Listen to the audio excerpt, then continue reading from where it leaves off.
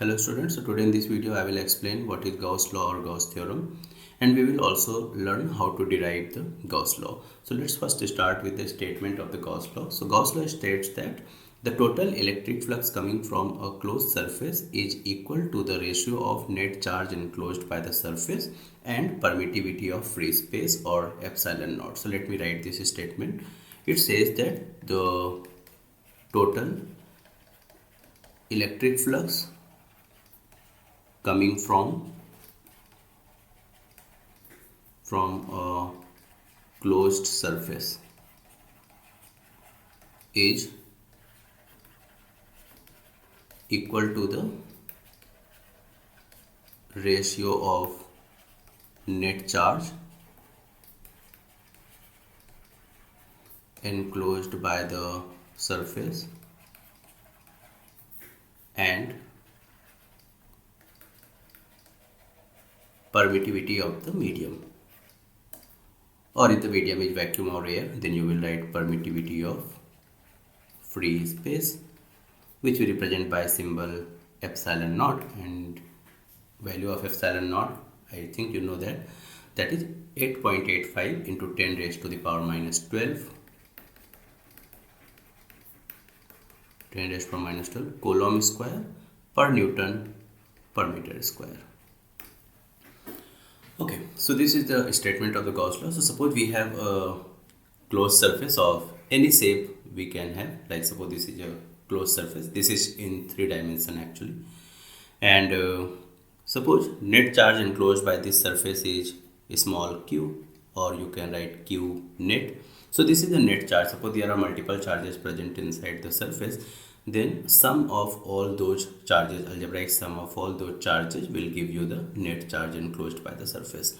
So you should remember that Gauss law talks about the total electric flux coming from a closed surface, and this is a solid closed surface.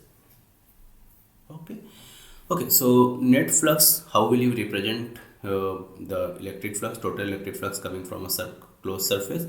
So suppose I take a small area element on this surface, and suppose the area of this surface element is ds, and electric field at this point due to the net charges, all the charges present inside the surface is, suppose that is electric field E, and angle between these two is theta, then you will write the flux coming from this small area element will be E dot ds or E ds cos theta. So flux coming from this small area element, that will be your E dot ds. This is the basic definition of electric flux.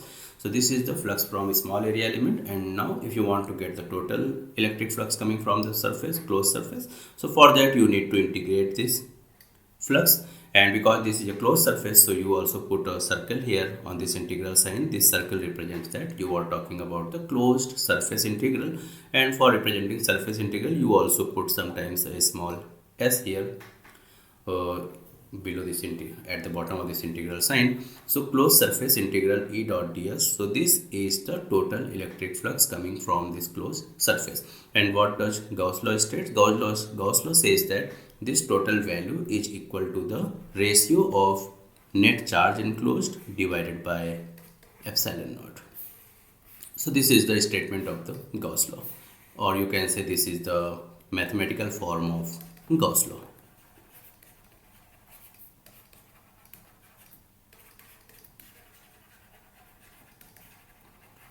Okay, so I hope you understand this.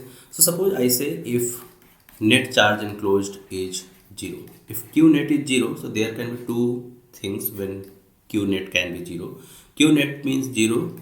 One situation can be that there is no charge, then the net charge will be 0, or the another situation can be that equal amount of positive and negative charges are present inside the surface, so net charge will be cancelled and that will be 0. So q net equal to 0, that doesn't mean that there will be no charge always. There can be two situations, there can be no charge, and also there can be a situation when equal amount of positive and negative charges be present inside the surface. Also then the net charge can be 0, and then the total electric flux, net electric flux, will also be 0. And what is electric flux? Electric flux is the total number of electric field lines coming from a closed surface. And if the total electric flux is 0, that means total number of electric field lines coming from the surface is 0. So this left side of this equation I have written here, this is the electric flux, and it represents total electric field lines coming from the surface, coming from the closed surface. So electric flux is given as a positive value when the electric field lines come out of the surface, and electric flux becomes negative when the electric field lines go into the surface. So this electric flux, net electric flux, that is the total electric field lines. It can be total electric field line count. So if the net electric flux is 0, that means total outgoing electric field lines will be equal to the total incoming electric field lines. So we can understand this by an example also. Suppose we have a closed surface like this, and we have two charges like this, sorry, one charge minus q, another charge plus q. Then what will be the net electric flux from this surface? Because net charge, you see here that plus q minus q, that will be 0. So by definition the net electric flux will be 0. But if you want to understand it pictorially, then what will happen here, the total, because electric field lines always originate from positive charge and they terminate at negative charge. So electric field lines, if you want to draw this an electric dipole system, so it will be like this. It will start from positive charge and terminate at negative charge like this.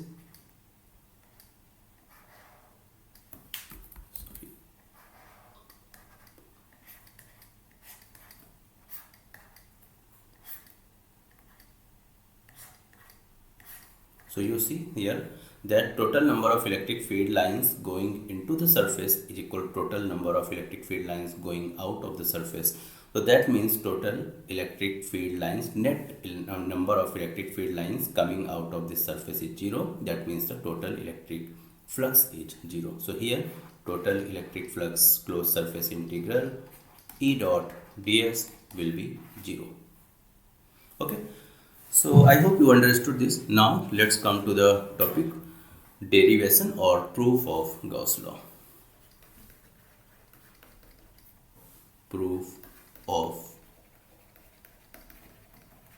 Gauss law. So suppose we have a point charge small q, and now what will we do? We will make a Gaussian surface around it. So we will make a spherical Gaussian surface around this. Suppose we take a radius r and we draw a spherical surface around this charge q. Spherical surface, this is in 3 dimensions. This is a closed surface of spherical shape, and the charge q is present at the center of the sphere, and radius of the surface is small r. Okay, now we will take a small area element on the surface of the sphere, and this surface we have just drawn here, this surface is called Gaussian surface.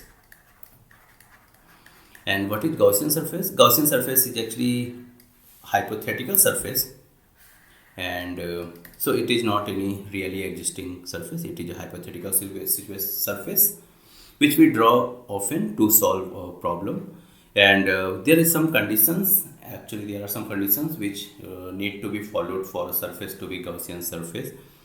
The electric field magnitude at each point of the Gaussian surface should be constant. So the Gaussian surface can be continuous, or it can be made up of parts also. So it's not necessarily to be continuous. So when it is continuous, then what should be the condition for Gaussian surface? If it is continuous, the electric field magnitude should be constant at each point. Okay, direction can also be constant, but that's not the necessity. At least electric field magnitude at each point of the Gaussian surface should be constant, or even if it is made up of parts, then either there should be two things: either electric field magnitude should be constant at each part of the surface, or second condition, if it is not holding, second condition can be electric field be perpendicular to the area vector. If either of these conditions are being followed by a surface, then that surface can be considered as a Gaussian surface. So Gaussian surface, I will again remind you, it is not any real surface, it is a hypothetical surface. And we draw this hypothetical surface often to solve some problem. So basically some problem related to electric field. Okay, so let's come back to our main problem. We were deriving the Gauss law. So we have this charge small q kept at the center of this spherical Gaussian surface which we have drawn. This Gaussian surface has radius r, and we have drawn a small area element at the sphere. Suppose the area vector of this small area element we have drawn, that is ds, its magnitude is ds, and as you know, if the charge q is positive, the electric field will also be directed radially outward in the same direction in the area vector, and if it is negative charge, then it will be directed towards the center or towards the charge q. So the electric field vector will be, we are taking here small q positive, so E and ds are going to be in the same direction. So what will be the flux through this small area element? That we can write d phi, that will be E dot ds, and because here E and ds are in same direction, so dot product will be E ds cos 0 degree, and cos 0 degree is, or cos 0, you know that is 1, so it will become simply E ds. And for Gauss law, the total electric flux coming from this closed surface, that can be represented as closed surface integral E dot ds. So this will become, basically we are taking here the left hand side of the Gauss law. Okay, so this will be, if we put the value, this will be closed surface integral E dot ds, we just saw, that is E into ds. And you can also note here that because at all the points present at this spherical Gaussian surface, they will be equidistant from this point charge q, because charge q is present at the center, so they all are at equal distance from this charge. So any point you take on the surface, they all are at equal distance from the charge q. So if their distance is equal, then electric field magnitude at that will also be equal or same, or it will be constant. So this electric field magnitude E, that will be constant, so that can be taken out of this integration sign, and it will be E times closed surface integral ds. And what this will be? This will be E times closed surface integral ds, means you are integrating this area element for the whole surface. And if you know the whole surface area of a sphere is 4 pi r square, and if you use the Coulomb's law to calculate the electric field at any point here on the surface of the sphere, then this electric field value will be 1 upon 4 pi epsilon naught q upon r square. So I hope, I expect that you have learned this, that electric field due to a point charge is given by the formula 1 upon 4 pi epsilon naught q times r square. This into, you will put 4 pi r square as it is here. So this 4 pi and 4 pi gets cancelled, and this r square also gets cancelled, and what is left, actually that is left q upon epsilon naught, and this is your right hand side, which we have to prove. So finally we proved that closed surface integral E dot ds. And what does this mean? Closed surface integral E dot ds means that the total electric flux coming from this closed surface. So we proved that this law for Gaussian spherical surface, but I should tell you that in general this law is true for any shape or size of closed surface. So because you see that in the final expression the r square terms gets cancelled, so there is no r term, so the size of the Gaussian surface also doesn't affect the total electric field here coming from the Gaussian surface. Also you can understand it because the total electric flux coming from a closed surface, that is the electric field line count. So count will not change, whatever it is, it will remain. It doesn't matter how large or how small is the Gaussian surface. I can explain it in a picture also. Suppose you have a surface and a charge here is small q. So if suppose I draw few electric field lines, suppose I draw these 5 electric field lines, so it doesn't matter you make the Gaussian surface further small or larger, the total field line count from any of these closed surfaces will always be 5. So that means total electric flux will always remain constant. So this Gauss law actually has many applications and you can solve many problems very easily using Gauss law. So let me explain one example. So suppose you have a hemispherical surface and a charge small q present at the center, and suppose the radius of the hemisphere is capital R, and the question is what will be the electric flux coming from this hemisphere. So how can you solve this problem? You can imagine to complete this hemisphere to make a closed sphere, full sphere. So using Gauss law, the total electric flux coming from this closed sphere, that will be q upon epsilon naught. And because you are going to take only half of that, because the charge q is present at the center, so it is at a symmetrical position related to the sphere, so half of the electric field lines or half of the electric flux will go from the upper part of the sphere, and half of the electric field lines will go from the lower half of the sphere. So the electric flux coming from the given hemisphere in the question, that will only be half of the total electric flux. So the answer will be half of q upon epsilon naught, and that will be the answer to this problem. So I hope you understood what is Gauss law, how to derive this Gauss law, and we also saw a very simple interesting problem based on Gauss law.